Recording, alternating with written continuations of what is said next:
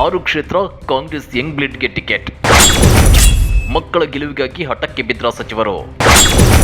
6ಕ್ಕೆ 6 ಗೆಲ್ತಾರ, ಸೋತು ಸುಣ್ಣವಾಗ್ತಾರ. 6 ಕ್ಷೇತ್ರ.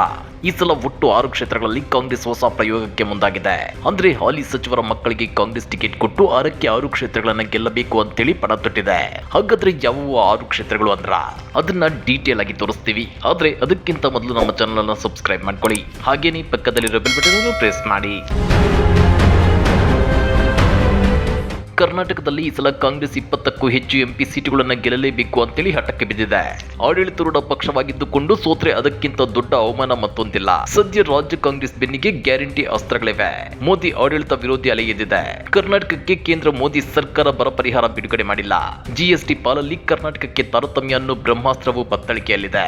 ಈ ಅಸ್ತ್ರಗಳ ಮೂಲಕ ಅತಿ ಹೆಚ್ಚು ಎಂಪಿ ಸೀಟುಗಳನ್ನು ಗೆಲ್ಲೋದಕ್ಕೆ ರಾಜ್ಯ ಕಾಂಗ್ರೆಸ್ ಪ್ಲಾನ್ ಮಾಡಿದೆ. ಇದೆಲ್ಲವನ್ನು ಮೀರಿ 6 ಹಾಲಿ ಸಚಿವರ ಮಕ್ಕಳಿಗೆ ಈ ಸಲದ ಲೋಕಸಭಾ ಟಿಕೆಟ್ ಕೊಟ್ಟು ರಾಜ್ಯ ಕಾಂಗ್ರೆಸ್ ಹೊಸ ಪ್ರಯೋಗಕ್ಕೆ ಮುಂದಾಗಿದೆ.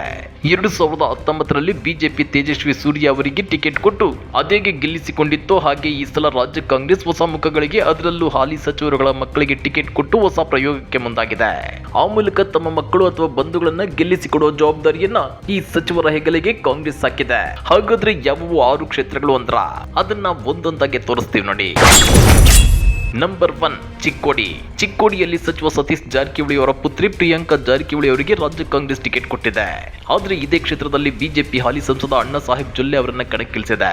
ಹೀಗಾಗಿ ಸತೀಶ್ ಜಾರಕಿಹೊಳಿ ಅವರು ತಮ್ಮ ಪುತ್ರಿಯನ್ನ ಗೆಲ್ಲಿಸಿಕೊಳ್ಳಬೇಕಾದ ಅನಿವಾರ್ಯತೆಗೆ ಬಿದ್ದಿದ್ದಾರೆ.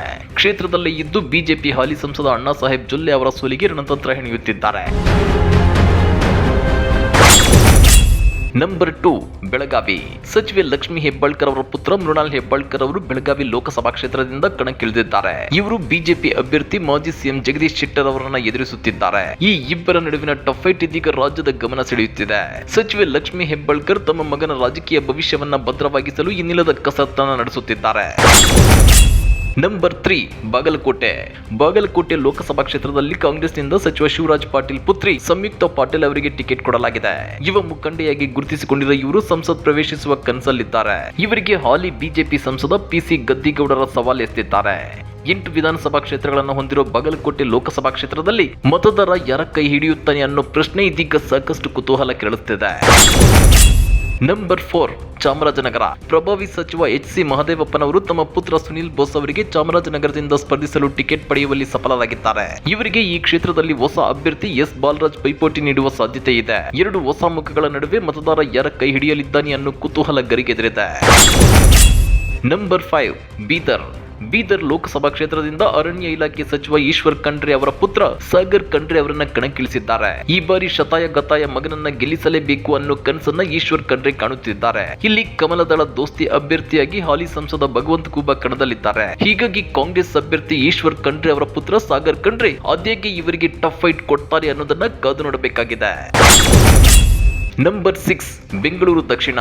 ಬೆಂಗಳೂರು ದಕ್ಷಿಣ ಲೋಕಸಭಾ ಕ್ಷೇತ್ರ ಕಳೆದ 4 ದಶಕಗಳಿಂದ ಬಿಜೆಪಿಯ ಭದ್ರಕೋಟೆಯಾಗಿದೆ. ಹೀಗಿದ್ರೂ ಇಲ್ಲಿನ ಬಿಜೆಪಿ ಅಭ್ಯರ್ಥಿ ತೇಜಸ್ವಿ ಸೂರ್ಯ ಅವರನ್ನ ಮಣಿಸೋಕೆ ಹಾಲಿ ಸಚಿವ ರಾಮಲಿಂಗಾರೆಡ್ಡಿ ಅವರ ಪುತ್ರಿ ಮಾಜಿ ಶಾಸಕಿ ಸೌಮ್ಯ ರೆಡ್ಡಿ ಅವರನ್ನ ಕಣಕ್ಕಿಳಿಸಲಾಗಿದೆ. ಕಳೆದ ವಿಧಾನಸಭಾ ಚುನಾವಣೆಯಲ್ಲಿ ಜಯನಗರ ಕ್ಷೇತ್ರದಿಂದ ಸ್ಪರ್ಧಿಸಿ ಅಲ್ಪ ಮತಗಳ ಅಂತರದಿಂದ ಸೋಲು ಕಂಡಿದ್ದ ಸೌಮ್ಯ ರೆಡ್ಡಿ ಇಲ್ಲಿನ ಹಾಲಿ ಬಿಜೆಪಿ ಸಂಸದ ತೇಜಸ್ವಿ ಸೂರ್ಯ ಅವರನ್ನ ಅದೇಗೆ ಎದುರಿಸುತ್ತಾರೆ ಅನ್ನೋ ಕುತೂಹಲ ಗರಿಗೆದರಿದೆ. ಇಲ್ಲಿ ಗಮನಿಸಬೇಕಾದ ಅಂಶ ಏನಂದ್ರೆ ಹಾಲಿ ಸಚಿವರುಗಳಿಗೆ ತಮ್ಮ ತಮ್ಮ ಮಕ್ಕಳನ್ನ ಚುನಾವಣೆಯಲ್ಲಿ ಗೆಲ್ಲಿಸಿಕೊಳ್ಳುವ ಟಾಸ್ಕ್ ಕೊಟ್ಟಿದ್ದಾರೆ.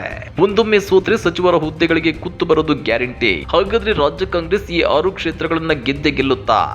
ಕಮೆಂಟ್ ಮಾಡಿ, ವಿಡಿಯೋ ಲೈಕ್ ಮಾಡಿ, ಶೇರ್ ಮಾಡಿ. ಇಂಥ ಮತ್ತಷ್ಟು ರೋಚಕ ರಾಜಕೀಯ ಸುದ್ದಿಗಳನ್ನ ಮಿಸ್ ಮಾಡದೆ ನೋಡಬೇಕು ಅಂದ್ರೆ ನಮ್ಮ ಯೂಟ್ಯೂಬ್ ಚಾನಲ್ ಅನ್ನ ಸಬ್ಸ್ಕ್ರೈಬ್ ಮಾಡ್ಕೊಳ್ಳಿ.